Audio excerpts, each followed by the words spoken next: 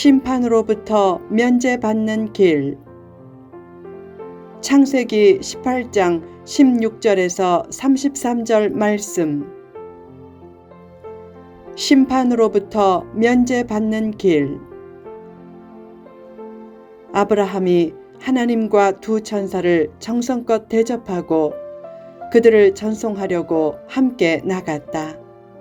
그때 하나님이 내가 하려는 것을 아브라함에게 숨기겠느냐 라고 말씀하면서 소돔과 고모라의 죄악을 살피러 간다고 하셨다. 아브라함은 그 말씀을 심판에 관한 말씀으로 금방 알아듣고 두 천사가 떠난 후 하나님께 말했다. 주께서 의인을 악인과 함께 멸하려 하시나이까? 그 성 중에 의인 50명이 있을지라도 주께서 그곳을 멸하시고 그 50의인을 위하여 용서하지 아니하시리이까? 하나님은 소돔에 의인 50명을 찾으면 그들을 위해 소돔 전체를 용서하겠다고 하셨다. 그때부터 소돔에 살고 있는 조카 롯을 구하려고 아브라함이 순차적이고 필사적으로 의인 45명, 40명, 30명, 20명을 찾으면 어떻게 하시겠느냐고 했다. 그리고 마지막으로 의인 10명이 있으면 어떻게 하시겠느냐고 했을 때 하나님은 의인 10명을 찾으면 소돔성을 멸하지 않겠다고 하셨다. 그 대화 후 하나님은 소돔으로 떠났다. 본문이 주는 교훈으로서 심판으로부터 면제받기 위해 어떻게 해야 하는가? 1. 겸손한 믿음으로 기도하라. 하나님은 하나님이 하시려는 것을 아브라함에게 숨기지 않겠다고 하셨다. 또한 아브라함이 의인을 악인과 함께 죽이심은 부당합니다 라고 항변했을 때도 그것을 저항이나 불평으로 여기지 않고 의인 10명이 있어도 소돔을 멸하지 않겠다고 끝까지 친절하게 그의 요청을 받아주셨다. 왜 하나님은 아브라함에게 비밀을 말해주고 그의 요구를 끝까지 들어주심으로 연인처럼 여기셨는가? 그의 겸손한 믿음 때문이었다.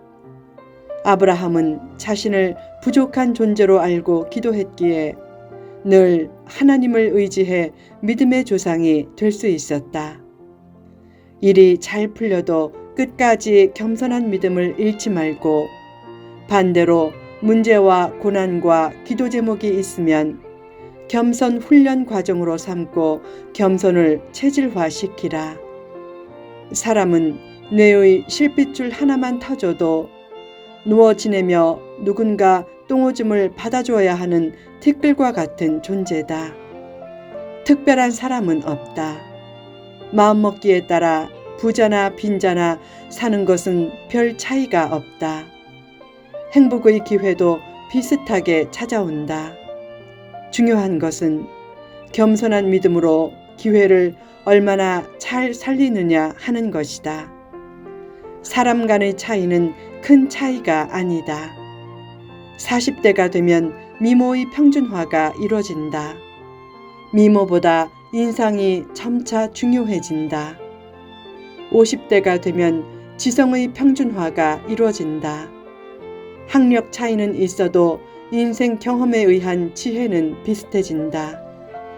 60대가 되면 체력의 평준화가 이루어진다. 그때는 체력 자랑보다 조심하는 것이 최고다. 70대가 되면 소유의 평준화가 이루어진다. 그때는 기억력을 잃지 않고 식사 잘하고 건강하게 살면 최고다. 80대 이후에는 죽음의 평준화가 이루어진다. 사람은 큰 차이가 없다. 어떤 경우에도 잘난 태도를 취하지 말고 늘 나의 부족함을 깨닫고 하나님을 붙들라. 겸손한 믿음의 기도는 축복의 핵심 요소 중 하나다. 겸손한 태도보다 겸손한 믿음이 중요하다. 참된 겸손은 하나님이 함께 하시고 성령님이 그 마음을 주장하실 때 이루어지기 때문이다. 고상하게 보이려고 겸손을 가장하는 사람처럼 겸손의 뿌리가 하나님이 아니라 나 자신이라면 참된 겸손이 아니기에 참된 은혜도 없다. 참된 겸손을 나타내는 열매 중 하나가 낮은 사람을 높여주고 불쌍한 사람을 긍휼히 여기는 것이다. 그래서 진짜로 겸손한 사람은 사회적인 불의를 막아서려고 희생할 줄 안다. 예수님을 닮는다는 것은 예수님의 겸손함을 닮는 것이 핵심이다. 고통받는 사람을 보면서 팔짱을 끼고 있지 말고 더 나아가 사람 앞에서 팔짱을 끼는 모습 자체를 버리라. 신앙 고백과 신앙 생활 간에 큰 차이가 생기지 않도록 늘 겸손한 믿음으로 내 삶을 예수님의 삶과 오롯이 일치시키라. 그때 심판은 멀어지고 은혜가 가까워진다.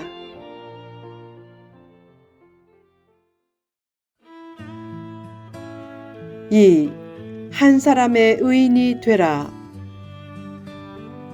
만약 아브라함이 의인 10명을 찾으시면 이라고 하면서 대화를 끝내지 않고 한 번 더 이렇게 말했다고 생각해 보라.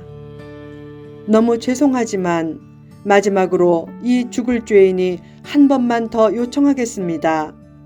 만약 의인 1명을 찾으시면 어찌하시겠습니까? 아마 그때도 하나님은 이렇게 말씀했을 것이다. 내가 의인 1명으로 말미암아 멸하지 아니하리라. 하나님은 예레미야 5장 1절에서 의인을 한 사람이라도 찾으면 예루살렘 성읍을 용서하시겠다고 했다. 그 말씀은 결국 나부터 변화되면 된다는 암시다.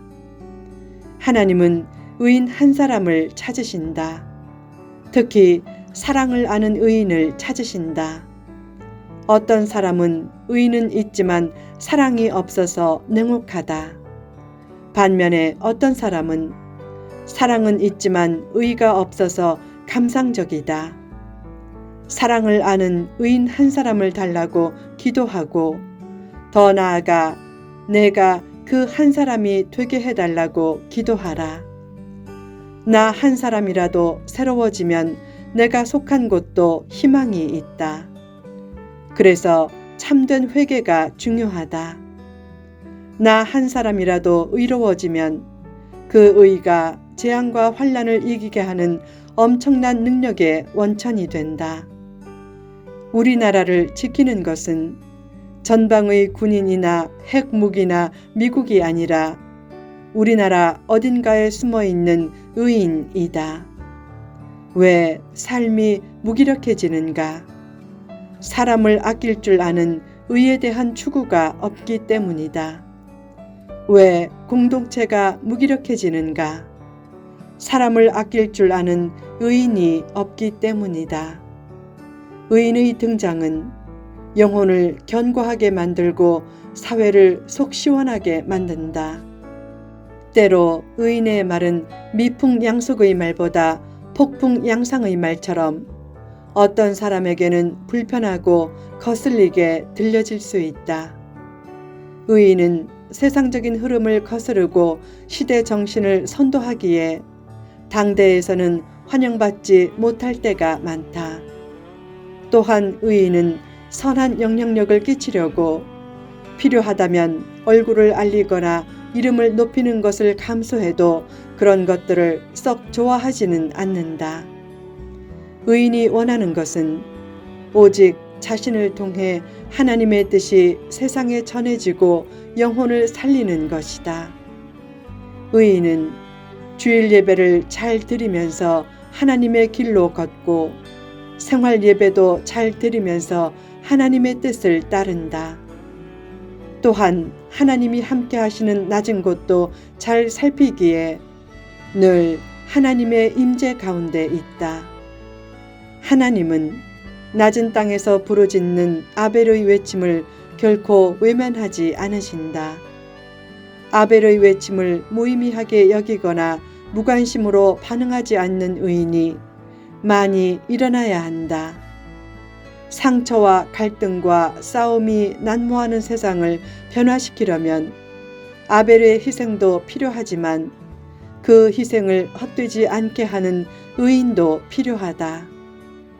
과학 발전의 역효과로 지금 우리나라는 물론 지구촌 전체에 어떤 참화가 생길지 모르는 상황에 살고 있다. 이때 어떻게 해야 하는가? 불안에 떨다가 종말론자에게 영혼이 미혹되는 최악의 상황에 처하지 말라. 이런 때일수록 가장 먼저 해야 할 일이 더 기도하고 내가 의인 한 사람이 되려는 자세다. 하나님이 공동체를 구하실 때 늘 거기서 소수의 의인을 찾으셨다. 소돔에서는 의인 10사람을 찾으셨고 예루살렘에서는 의인 한 사람을 찾으셨다. 소수의 의인을 찾으신다는 말은 내가 하나님 앞에 바로 서려는 삶이 결코 사소한 삶이 아니라는 뜻이다. 하나님 앞에 매일 무릎 꿇는 삶은 매우 소중한 삶이다.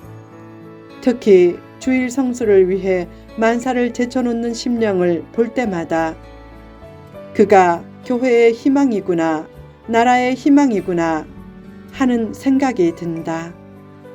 지구촌의 한 작은 구석에서 이름 없이 빛도 없이 하나님의 말씀대로 살려는 의인 한 사람이 되어 겸손하게 기도하면 하나님은 그 기도를 받으시고 내 영혼과 가정과 교회도 지켜주시고 더 나아가 나라와 민족도 지켜주실 것이다.